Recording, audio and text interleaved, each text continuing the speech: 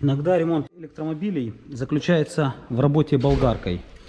В данном случае к нам приехала Tesla Model S 2016 года с автопилотом 1.0. Вот здесь в поворотниках нету камер, здесь нету камер в средних стойках. И автомобиль, видимо, был битый в переднюю сторону, в переднюю часть. И у человека периодически переставал работать передний радар. Так вот, когда мы сняли, увидели, что радар стоит на вот таком вот самодельном кронштейне. Он должен быть жестко закреплен. Здесь же он был такой в достаточно свободной форме, висел, одним болтом крепился. И, видимо, здесь, когда делали кузовщину, поставили усилитель сюда с дорестайлинговой машины. А эта машина, как я уже сказал, 2016 года, она рестайлинговая.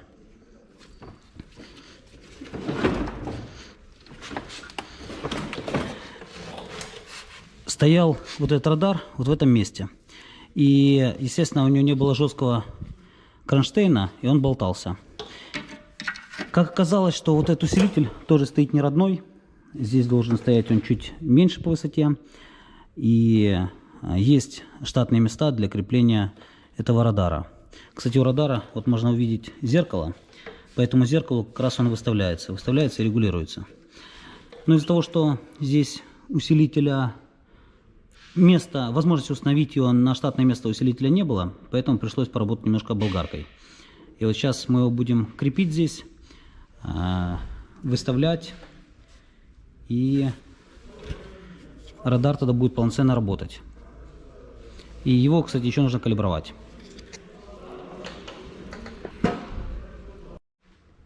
Установили радар, теперь его нужно выставить, чтобы он стоял четко. Вот так вот приходится иногда колхозить Теслу, когда ее уже до нас поколхозили. Вот мы продолжаем колхоз. И вот так вот теперь выглядит кронштейн с установленным радаром.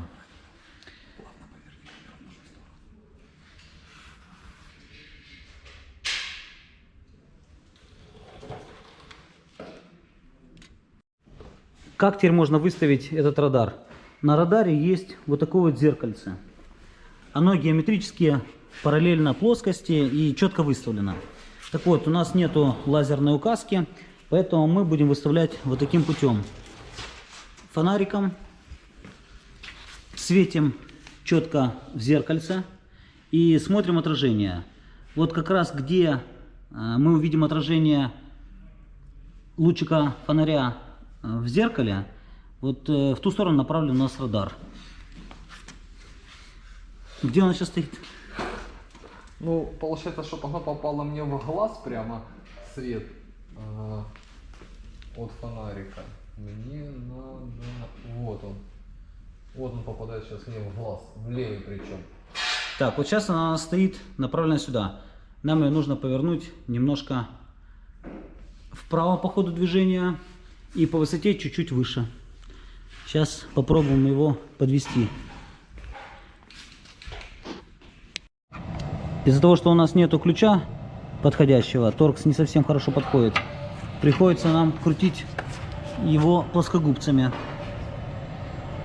Но иногда и таким варварским способом приходится заниматься ремонтом Теслы. Казалось бы, все должно подойти, но нет, не подходит.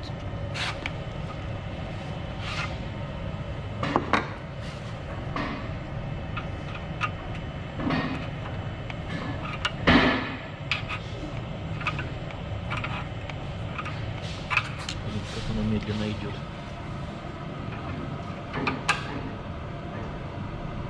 А вообще можно еще выставить вот так вот лазерную указку. Вот мы выставили, направили сюда, но лазерной указки нету, поэтому взяли пирометр, зафиксировали. Единственное, что нужно рулеткой промерить высоту, и чтобы высота здесь совпадала с высотой зеркала на автомобиле. И тогда с помощью отраженного луча смотреть смотреть, куда она светит. Она должна совпадать четко с местом излучения. Вот так вот тоже можно выставить правильное положение радара. Но это я сейчас просто поставил, потому что мы уже выставили. И сейчас уже проводятся окончательные калибровки тулбоксом. Он показывает, в какую сторону нужно крутить его, для того, чтобы был четко попадал. Поэтому, в принципе, все у нас получится, но это уже продолжим завтра с утра.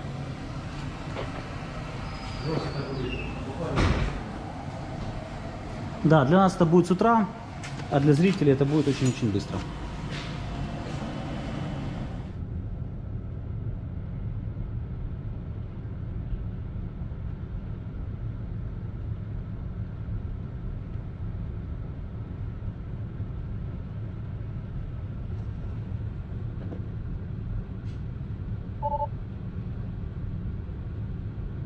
Все, можно ехать.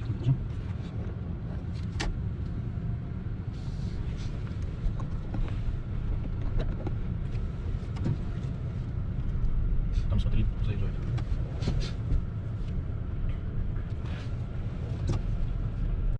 Куда? Clockwise, по часовой.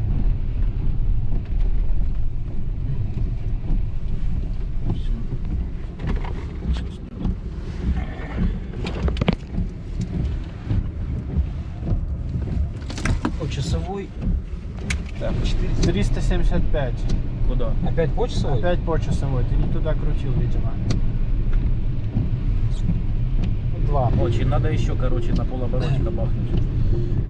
А ну, дай. Все, заебись. Тест статус 50. Наконец-то. И вот теперь такой вопрос. Мы столько мучились, выставляли радар, калибровали его, ездили с тулбоксом, выводили его там по градусам, а владелец автомобиля говорит, что вот этот вот кронштейн, вот он, который стоял, прикреплен был вот к вот этому болту, вот сюда, и вообще висел в свободном полете, каким-то образом якобы работал. И периодически переставал работать, но якобы ему его настраивали. И вот теперь вопрос, как этот радар мог работать, находясь на вот этом вот кронштейне, располагаясь в этом месте, наполовину, ну не половину, пускай часть, перекрывала усилитель бампера, и якобы он работал. Ну ладно, это уже не имеет значения для нас. Главное, что мы сейчас его выставили и откалибровали, теперь он будет работать. Теперь собираем все это на место. Конечно, здесь вот качество изготовления, переделки усилителя бампера. А почему переделан? Потому что бампер, как я уже сказал, не родной. Оставляет желать лучшего, но что есть, то есть. Но в паре с этим радаром работает вот эта вот камера. Она стоит под лобовым стеклом, и она распознает детали на пару с радаром. И за счет этого работает автопилот. Это автопилот 1. Вот это автопилот и блок автопилота 2.2.0, 2.5. 2.0, 2.5, 3.0. Они, в принципе, уже похожие, но отличаются по камерам. Вот это антенна. И вот можете посчитать, сколько камер. Раз, два, три. 3 камеры, это которые стоят в зеркале, которые смотрят вперед. 4, 5. Вот они, 2 камеры. 4, 5. Это камеры, которые стоят в средних стойках и следят за боковой частью автомобиля. Это антенна. Это камера, которая стоит в салоне, снимает все, что происходит в салоне. И еще одна камера, которая стоит сзади. Так вот, можно посчитать. 3, 4, 5, 6, 7 камер. 8, 9. На автомобиле установлено 9 камер. И эти камеры следят за всем, что происходит вокруг автомобиля. И также они записывают. Поэтому, если у вас появилось желание подкрасться незаметно к Тесле с автопилотами 2, 2.5, 3, у вас это не получится. А вот это повторители поворотов. Вот так они выглядят, когда на автомобиле установлено автопилот выше 1.0. Вот такой глазок. И здесь сами диоды, которые работают как повторители. А вот это куча проводов и вот это сам блок автопилота, который обрабатывает всю информацию. И он при этом настолько нагревается, что вынуждены охлаждать его антифризом. Поэтому обрабатывает он очень много информации. И поэтому сильно греется. Поворотник без автопилота. Ни у одного смартфона, я думаю, тоже нету, чтобы были на борту 9 камер. И с этим, кстати, тоже радар есть, но его уже не надо так калибровать. Он сам калибруется. Его просто устанавливается на штатные места, и калибровка уже идет автоматическая.